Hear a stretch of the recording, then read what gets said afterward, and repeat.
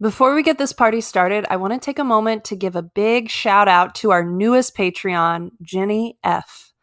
Thank you so much for supporting the pod. I am sending you right now a virtual hug right as we speak. I hope you can feel it.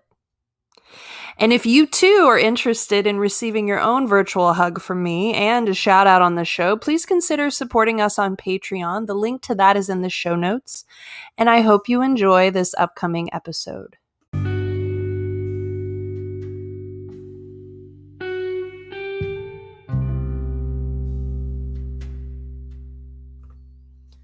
Welcome to the Yoga and podcast. I am your host, Ashley Weber, a yoga teacher and embodiment teacher who is living, loving, and learning every day here in the wonderful Austin, Texas. And I am so curious about all things yoga and. Sometimes it's just me sharing with you on this show. Other times I interview the people in the mind-body world who are contributing to their communities in creative and innovative ways.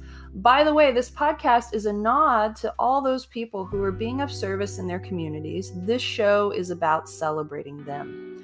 Today, we'll explore the subject of yoga and motherhood. I'm especially excited about this episode because I'll be interviewing new mother and yoga teacher, Sean Watson. I knew Sean back in the day when we were both little 20-nothing babies, and oh, how we have grown up. We will be discussing all about yoga and motherhood, and Sean will share with us how yoga has informed being a mom, along with other insights. Whether you're a mother or not, I know you will find this episode quite interesting. So sit back, relax, and enjoy, y'all.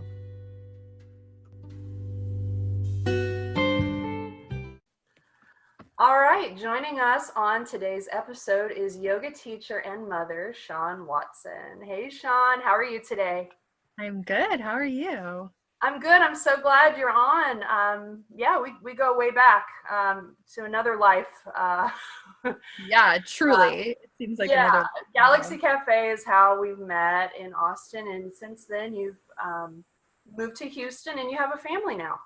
That's right. Yeah, it's been the better part of a decade since we've seen each other in person. But thanks to social media, it feels like I get to see what you're up to often. So I'm excited to be here.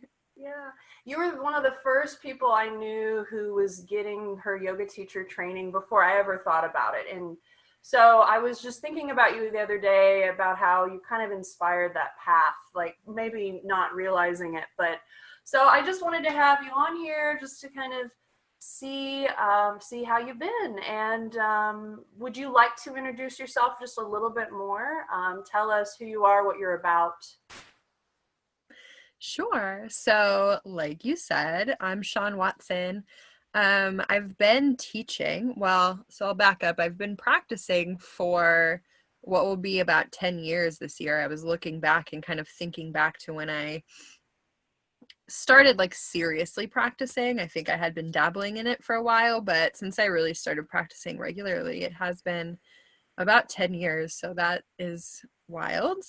And I got my teaching certification in 2011 and started teaching in 2012. So it's been over 8 years since I started teaching. I was in Austin for 4 years and now have been in Houston for 5 years and have been teaching for most of that time. Obviously, right now things are a little bit different. But so I haven't been teaching a regular schedule as much as I probably would have been otherwise. But like you said, I had a baby he just turned 16 months on Sunday. So it's been 16 months. And so this teaching schedule has looked a little bit different since then. Yeah, and we'll get into all that. Yeah, of course. This episode is about yoga and motherhood.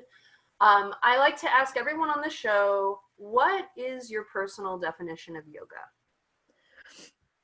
So I probably can't take complete credit of this definition. You've had Giaconda Parker on, I know, a few times, and she's my first teacher. And even though I don't get to see her that often, I still kind of consider her my primary teacher. So this probably is like, I probably got this from her if I'm being honest, but the like definition of the word yoga is to yoke or to unite. And so I think that really has stuck with me.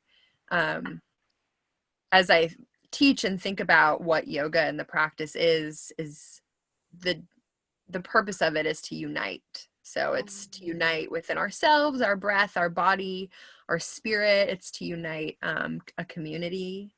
It's to unite. I love that definition.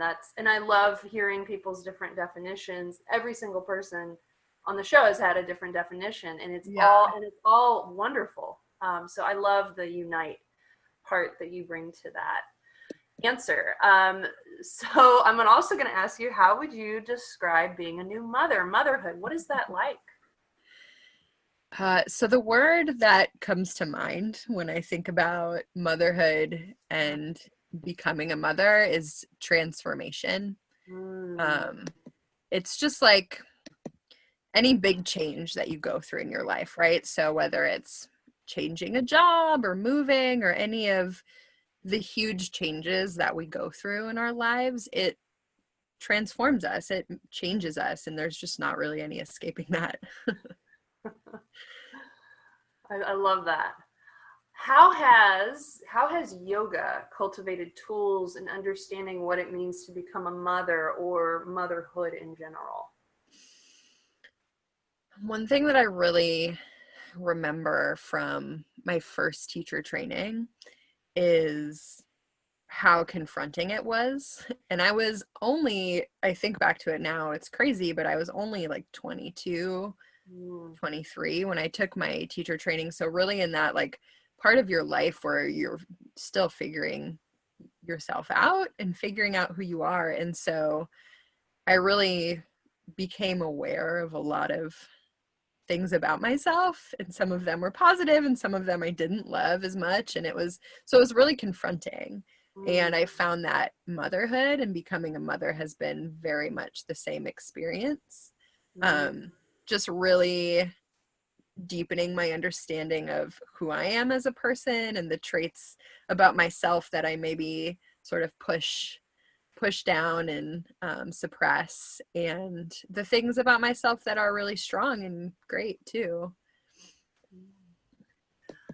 We had a woman on the show, Scout Shavers, who's a doula, who's a birth worker, and she was talking about how becoming pregnant or becoming a mother can sort of unearth the garden that is you, and it can bring pieces of you back up to the surface.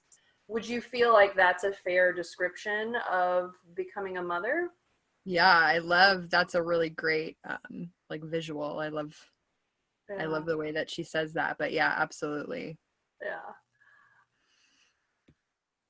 What has yoga or what was yoga / yoga teaching like before motherhood, and then what is it like now for you? Well, when I first started teaching full time, and I guess up until 2 years ago, I was teaching what would be considered full time in a yoga teacher or like group fitness, maybe in general teacher sense, is just like 15 to 20 classes a week, like shoving in privates in between that. I mean, I'm sure you can relate, my entire schedule is packed with yoga related activities. So there wasn't really anything that I was doing that wasn't yoga related. All of my friends were other teachers or clients. I mean, I was fully immersed in that. That was all that I was doing. And I think that because I loved practicing yoga so much, that really fed into my teaching. And there's this quote, I'm trying to think, I think his name is Howard Thurman. And this always really spoke to me, was that he said something like, don't ask what the world needs, ask what makes you come alive, and then go and do it. And I felt like I really that really connected with me when I started teaching, because I felt like it was the first thing that really made me feel like I came alive. Mm. Um, and so my personal practice kind of fed my teaching, because I just love teaching so much. Mm.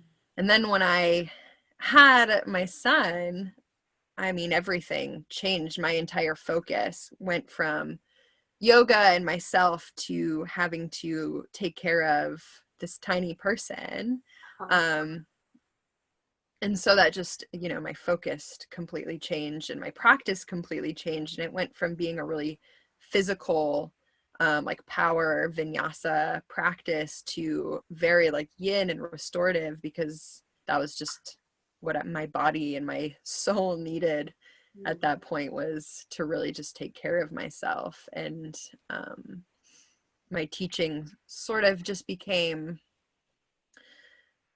what I needed to do to remember who I was outside of being a mom. So kind Mm. of giving me that outlet to still express, the person that I didn't get to really be in touch with as much, because I was so involved in taking care of someone else. I love that yoga has just so many different, has so much variety to it. And like what you're saying, to your point of, I was doing more power vinyasa before, and then now yin and restorative was what you needed. And what I love about that is like it was still yoga. It was just you needed different things through different times of your life, and that's what's so wonderful about yoga. It's like not one size fits all. It's whatever you need, you can take it and Yes, there's apply. absolutely something for everyone. And I think that's it's important, right? Because it's hard to, if the most like visible yoga practice is definitely, I mean, for me at least, like power vinyasa is the thing that drew me in. And I think when you see like Instagram models like that, they're doing handstands and all of that is amazing. It's awesome. And it's such a cool thing to be able to do. But there's so many facets to it, and the meditation and the study and all of those things, that there really is something for everyone. Yeah. How long, can I ask how long you were teaching during your pregnancy, or was it like up until like the last few weeks, or what was that like for you teaching while pregnant? So the company that I was working for at the time, the like owner and the general manager had both just had babies.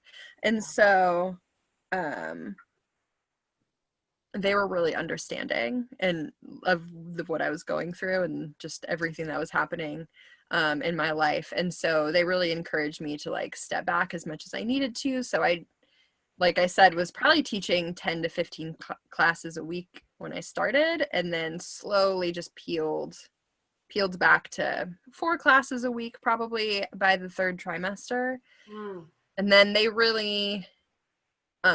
never pressured me, but they really encouraged me to take the final couple of weeks before my due date off completely, just Hmm. in case there were any surprises, so that I didn't have to like, stress out about getting a sub last minute or something. But also just so that I could rest, which I didn't fully understand, but they did. And so Oh, they really gave me that opportunity to just kind of take care of what I needed to. So I think I taught up until 36 weeks, because I think I had about 4 weeks off. I mm. had him like almost at 40 weeks. So I think I had about four weeks off before in between. And it was nice. Yeah. And looking back, you're glad you had that time off, I imagine. Absolutely. Yeah. Yeah. It was definitely, yeah, it was appreciated. And I found ways to, fill the time and took lots of naps. Yeah, because going from having a full teaching schedule, then it's slowly dwindling, but you still have things you're doing, and then to have Right. nothing in the books whatsoever, that can be, I mean, well, as we're filming this, we're in the during COVID, and a lot of people are experiencing having limitless free time. I mean, that can be hard to navigate if you're not used to it. Yeah, absolutely. Yeah, I mean, any big change like that is shocking. And I think we're all realizing that Yeah, collectively right now. definitely, definitely. Has becoming a mother inspired any of your current work projects? Absolutely. I think I mean, just scheduling wise, especially right now, but even before, my husband works full time, and we decided not to get childcare before that just because I wasn't ready to teach too much anyway, so I was teaching just 2 classes Mhm. before all of this happened. Um, Now I'm not teaching at all. Uh, and I'm lucky that I don't have to worry about, childcare and taking my son out into the public right Yeah. now. But that also means that I don't really have a whole lot of free time um, to do a whole lot. Mhm. So, what I have been working on is some mom and baby yoga classes because I can bring him with me. So, it's literally a bring your kid to work day whenever I do teach. So, I have been lucky. We were supposed to do a whole series at the local library this summer Mhm. and ended up just filming a couple of classes Oh, instead, which cool. was a lot of fun. Cool. Well, I'm curious because I've never experienced a class like that. What does that look like, baby and me yoga class? Like, I imagine it would be shorter than a normal class, or Mhm. you want to take us through what that type of class would look like? Yeah, it's wild, especially with like the tiny babies. So when I first had him, when he was about 6 weeks old, we actually went to a place called the Motherhood Center in Houston, which has a ton of amazing resources for expecting moms and new moms. And they have some great teachers there. So from about 6 weeks to I want to say 6 months, maybe, I was taking a mom and baby yoga class. And so in those early days, those classes for like the babies who aren't moving yet, it's just a lot of like holding your baby and breathing, doing a lot of meditation. There's a little bit of movement for mom, and then a little bit of just like manipulation you can do with babies, getting their joints moving and some like um, digestion and stuff like that. So Oh just really yeah. gentle movement with babies, a little bit of massage Mhm. for the babies. So just a lot of like connecting. Once they get bigger and they can start moving, it just turns into a free for all. And it's just a lot of, the classes are shorter. So I've been teaching 30-minute classes, which is about all that anybody can handle, the Mhm. moms and the kids, or the parents and the kids. Uh-huh. It's partner poses, so they can do really simple things like a downward facing dog or tree pose, so you're still manipulating their bodies a little bit. Once Mhm. they get a little bit bigger, they can kind of watch you and follow along, which is Mhm. really cute and sweet too. So it just sort of depends on their age. Once they get bigger and they can start moving, they can participate a lot more, but their attention spans are short, so the classes shorten. Oh yeah, yeah. You tell that makes me think of I taught at the Austin Area Birthing Center like briefly, and I subbed for basically a baby and me class, and it was like a yoga baby and me class, but really nobody wanted to do the yoga. They just wanted to like it was like social time for the parents because they've been with their babies all day, and I remember how it did feel really wild. Like the kids were just they're all different ages, and it was just like someone who's not ever around kids, it was like, whoa, these little beings have a lot of energy. Yeah, yeah, It it is. reminds me of that moment of like, oh, I'm holding space for this group that these unbridled beings, a lot of energy. Yeah, little kids are amazing. And that's a good point too. I remember in the early days when I was going to mom and baby yoga, we did spend probably the first half of the class just talking and checking in. And because you really are, especially in the beginning, you're so isolated, just you and your baby at home. So it is really important for people to have somewhere that they can go and feel supported. That's awesome that you got to experience that and hold that space too. That's really important. Yeah, yeah, it was definitely one of a kind moment.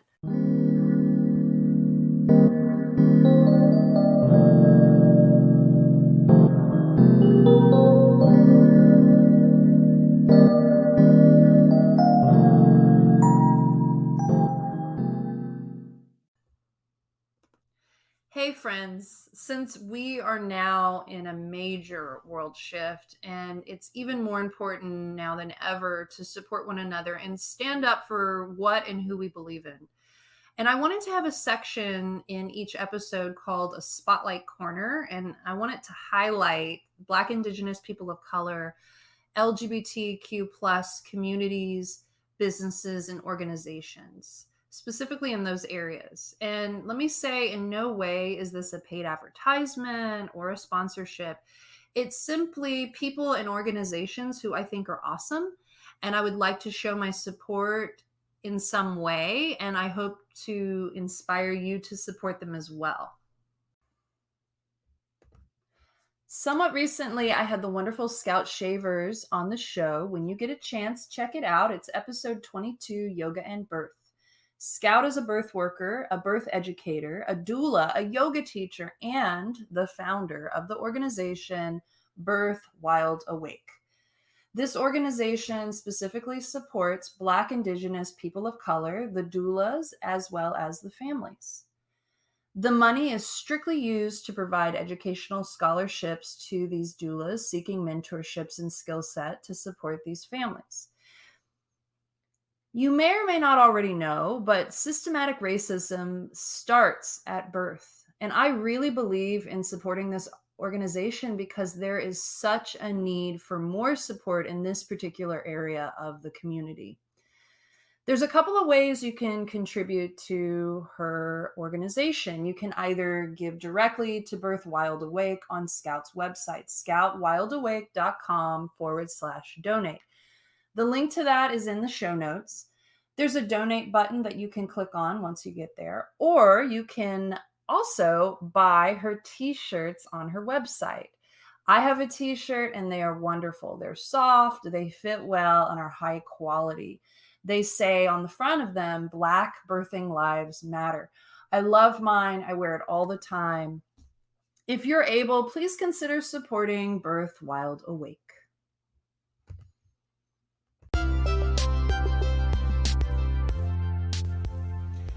Have you been wanting to start a podcast but not sure where to begin?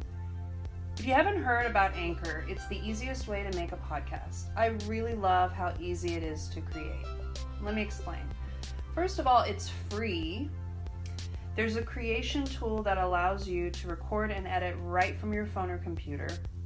Anchor will distribute your podcast for you to all the major platforms, Spotify, Apple Podcast, and many more. It's everything you need to make a podcast in one place. Download the free Anchor app or go to anchor.fm to get started. Anchor is spelled ANCHOR.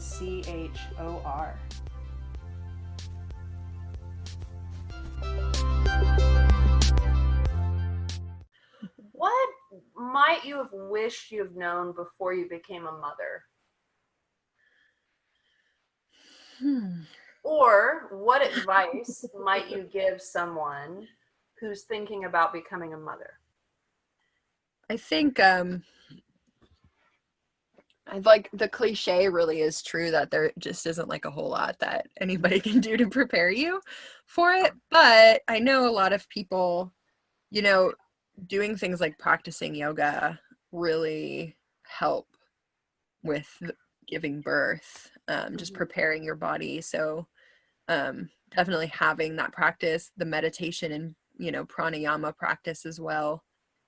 Just preparing your body for birth and giving birth, that alone is huge. And I've been told too, I think maybe more just anecdotally, that people who do practice yoga or exercise have like their babies sleep better once they're born. They're a little bit calmer and have a little bit, so I don't know if that's, that I don't know if there's been any research on that, but I have noticed that, my son definitely was a good sleeper. So whether that's just him or if it's because I practiced yoga the entire time I was pregnant, I have no idea. But I think the practice of yoga really, really important. So if you're not practicing yoga now, if you're just interested in it and that's why you're listening to this podcast, something to get into, even if it's just, or maybe especially if it's the yin, more meditative pranayama practice. Mm. Well, isn't it just having that relationship with your body before you go into labor like that? If you don't, I would imagine if you don't have any sort of practice where you're building that relationship to your body, I would imagine pregnancy would be that much harder. Um, like, I can't imagine what that would be like. No, me either. Yeah. Yeah, absolutely. So how is little baby Liam, right? Is his name? Liam, yeah, he's good. He, like you said, he's a ball of energy, Yeah. and he started walking. I mean, I guess it's been a couple of months now. It goes by so fast, but once he started walking, there was no rest for us anymore. He's all over the place. It's so fun, and he's learning. It seems like he learns something new every day, and it's really amazing. It's a it's an amazing experience. But yeah, he's great. So it's true. They really are little sponges absorbing and Oh, learning rapidly. yeah. Yeah, they hear and see everything happening around them, whether you want them to or not. This question could be related to yoga or motherhood or completely separate. What might you be curious about right now? I mean, I feel like, the world right now is in such a spot that there's a lot that I'm curious and wondering about. I'm definitely have a lot of questions about the state of the world lately, but I guess yoga related. Um, I'm just really curious about, what yoga is going to look like, from where we are now. I mean, I haven't really been practicing or teaching virtually much at all. Um, and maybe I will, like depending on how much longer we're in this situation, that might become something that I delve into a little bit eventually. But I am curious what it's going to look like when studios do start to open back up. I don't know how it is in Austin, but in Houston, most of the studios are not open yet. Some of them are providing like outdoor classes. And I know the studios that are open are really, limiting the class sizes and not using props or anything like that. So I am just curious when we do eventually go back to what we consider normal, what that even looks like. Looks like, yeah. I mean, it might be changed forever. I have a separate question. I'm curious about, I know the yoga Austin scene, and I know right now in this moment it's during COVID, so everything's like shifted on its head. But is the Houston yoga scene big like the Austin yoga scene? Or, because Austin's kind of has this hippie granola vibe wrapped Yeah. around it. Is it more prominent here, or is it because Houston's also a major city? I'm just curious. Yeah.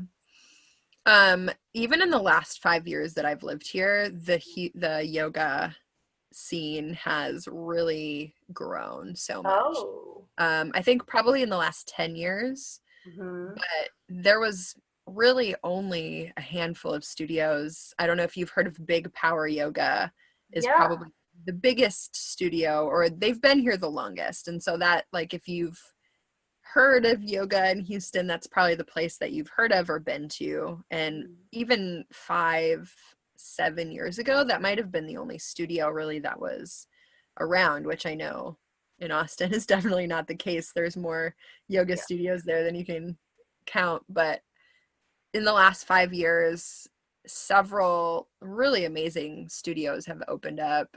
Some women that I was teaching with actually have sort of ventured off and opened up their own studios in different areas of Houston. So it is really growing. Mm-hmm. And Houston is so much more spread out, I think, than Austin, that there's so many different communities. So it's not like all of the studios are really close together. You can drive 30 minutes, an hour in every direction and still be in Houston. And so there's a lot of they're really spread out. So they're coming to more communities where you don't necessarily have to drive 45 minutes to get to a yoga studio anymore, which is awesome. That is, yeah. I am curious about the future because on one hand, like I know going back to a yoga studio, a lot of people will have PTSD, about being afraid of getting the virus. And then on the other hand, we're so desperate for community again. It's such a weird Mhm. is such a weird thing. I've been teaching in real life lately, but it's like it's up like there's only up to six people allowed in the class. There's a mask. We can't do any hands-on. We can't even get near them. Mhm. There's no props. I mean, but it's indoors, and that's how strict it is. And really, only like one or two people come to class every time. And I mean, I prefer it because it feels even safer having Mhm. um, and I would like to eventually teach outdoors. Obviously, it's too hot right now. It's August when we're recording this, but it is weird to see. And then teaching online, or what I've been seeing, I mean, yoga's always been such an oversaturated market. And then now that same saturated market is now all online. Mhm. So it's really interesting that like the careers moving forward, like what that's gonna look like. Yeah. I know a lot of teachers at first were doing like Instagram live classes, posting their Venmo, just trying to help each other out because everyone was stuck in quarantine and stuck at home and couldn't go into practice. But now that it's sort of some places are open, some places aren't, you might be working, you might not be working. So it is a little bit more confusing, I think, now because the rules just keep changing. Yeah. Well, I mean, they don't even really know what's going on. The people, the science, like it's just it is so confusing. But yeah, I mean, I think the upside to the online teaching is the global audience, which is really cool. Yeah. But you have to like figure out how to get that global audience. So Yeah. Yeah. Finding the right teacher for you and finding your audience has grown, but that's true too. It's not like people aren't just coming to you because you're the place closest to them anymore. They kind of have to seek you out. So yeah. Um, how do you reset personally these days? that's a good question. So I would have said, 6 months ago, my my time to myself was going to a yoga studio and going to a class, and that was my time alone. I did acupuncture, maybe like getting my nails done, something where I could just like be alone for an hour.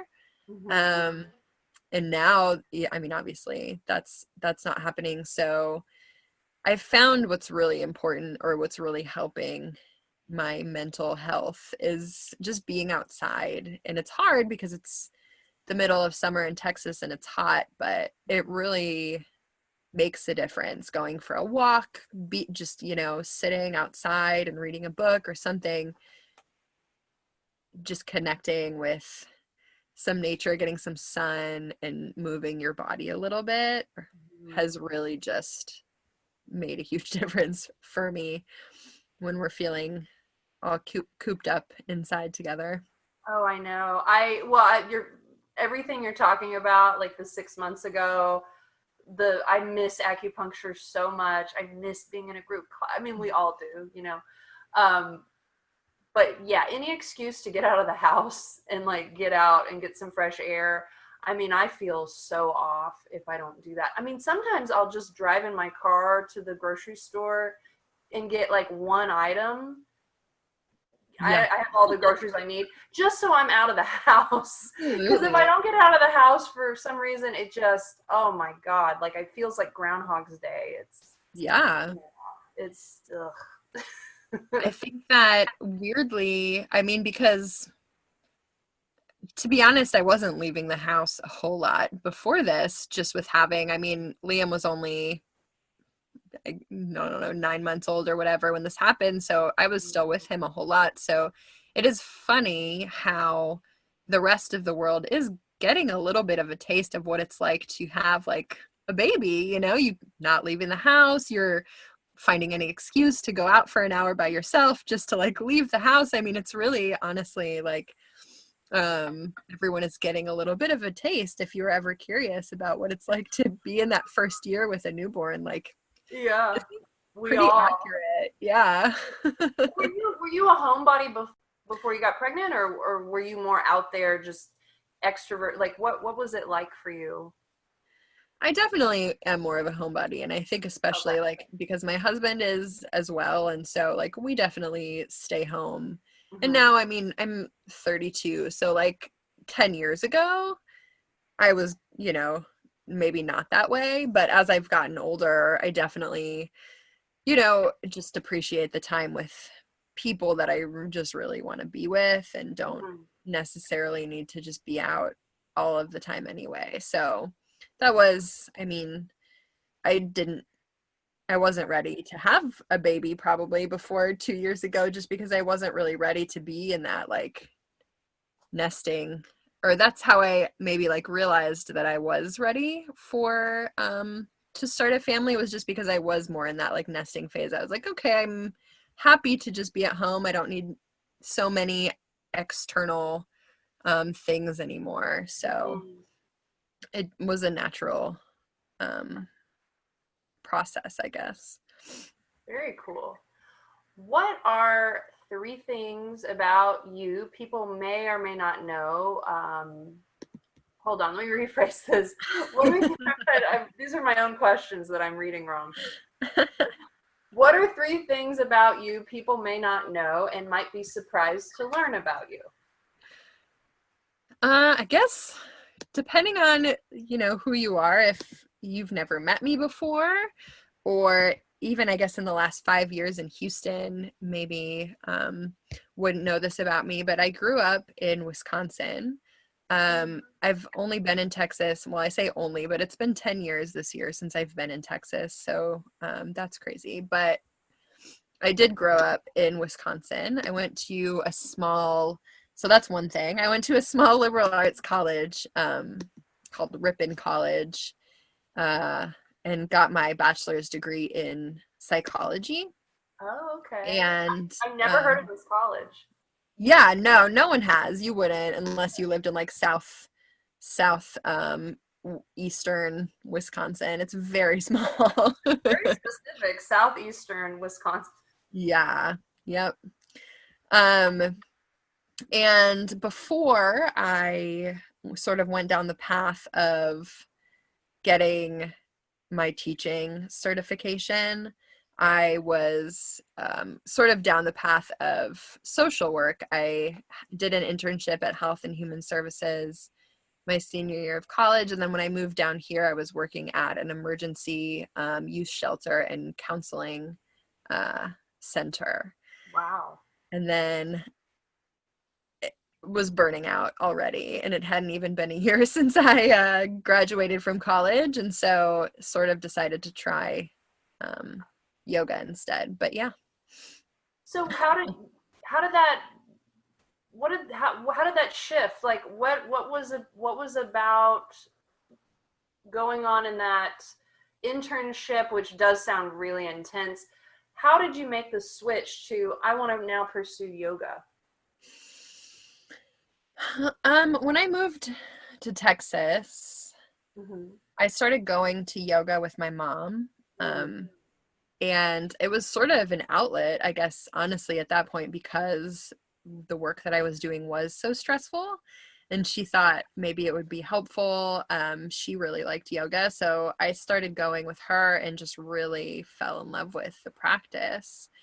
And the teacher that I primarily went to after I had been practicing with her for about a year, sort of just asked me about, how it was going and how I felt about the practice. And I think asked me if I thought about teaching ever, because the small town that we were living in didn't have a lot of yoga teachers. Okay. And so I connected. She also trained with Gioconda. And so she connected me with Gioconda, and I ended up moving to Austin to do my teacher training, not like necessarily thinking that that was going to be, the path that led me here, but just sort of for that 4 months or whatever it was to do my 200-hour teacher training. And then, I mean, the rest is kind of history, I guess. I did not realize that. That Yeah. is, what a small world that is. Yeah. Yeah. But, she was just a teacher that I really loved. And so I wanted to train with her teacher, I wanted to learn what she had learned and become a teacher like she had. So that's definitely advice that I give people too that are wanting to do teacher training, is to ask the teacher that they like, who they trained with. If that's the kind of teacher you want to be, that was one of the best decisions I've ever made, because she gave me a couple of other places too. She's like, this place and this place exists, but this is my teacher and who I trained with. So I don't know, had I not found Gia, who knows? Yeah, wow, that's so wild. So what's the third thing? That was two, right? Was that Wisconsin. two? Well, I have a bachelor's degree in psychology, Ripon College, Southeastern Wisconsin. That could be the second thing. And okay. yeah, my whole background, I guess, leading up to where we are today can be the third. Okay, gotcha. Cool. So where can people find you? Well, as we're recording this right now, I'm sitting in my closet, but I'm on Instagram, Facebook, Twitter, all of those places. I did actually record a few classes a few years back on YouTube. So there are a few classes, if you go to my YouTube page, that you can practice along with me. I am hoping that I'll be able to get some either recorded classes on YouTube or maybe some Instagram live classes. I'd really love to do that. I just haven't been able to find the time yet. But so if you go to Instagram, is primarily where I post stuff like that. And if I am able to do that, I'll definitely post it there. I have a website, so once I am teaching public classes again, who knows when that will be, but hopefully eventually. I usually post my schedule on my website, and you can go to the Facebook page of the Clear Lake County Freeman Clear Lake City County Freeman branch of the Houston Public Library, and they have those baby yoga classes on their Facebook page if you want to do some yoga with your little one. Well, great. And I'll make sure all this information is in the show notes. So that link to baby, what was it, Mommy and Me Yoga? Yeah, there's actually two of them. There's a toddler yoga class for, I want to say 2 to 5 years old, and then there's a mom and baby, or I think it may just be called infant yoga. You can, if you're a dad or a caretaker or anybody, you can do yoga with your baby. So I think it might be called infant yoga. Infant yoga. Okay, well, I'll make sure to have all that info in the show notes, so you're just one click away from connecting to Sean and those awesome videos. Thank you so much for being on the show. Thank you for asking me. It was really a pleasure to be here with you. All right. Have a great day. Thank you. You too.